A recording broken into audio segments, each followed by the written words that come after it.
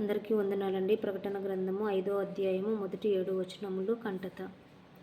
మరియు లోపటను వెలుపటను వ్రాత కలిగి 7 ముద్రలు గట్టిగా వేసియున్న ఒక గ్రంథము సింహాసనమునందు ఆసీనుడయుండు అని కుడి చేత చూచితిని.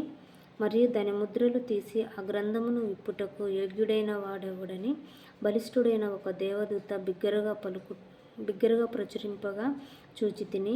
అయితే పరలోకమందు గాని భూమి మీద గాని భూమి క్రింద గాని ఆ గ్రంథమును విప్పుటకైనను చూచుటకైనను ఎవనికిని శక్తి లేకపోయెను.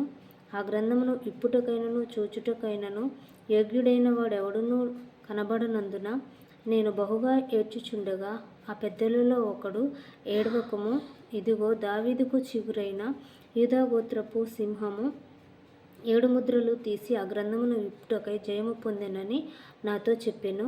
మరియు సింహాసనమునకును ఆ 4 జీవులకును పెద్దలకును మధ్యను వధింపబడినట్లుండిన గొర్రెపిల్ల నిలిచియుండుట చూచితిని.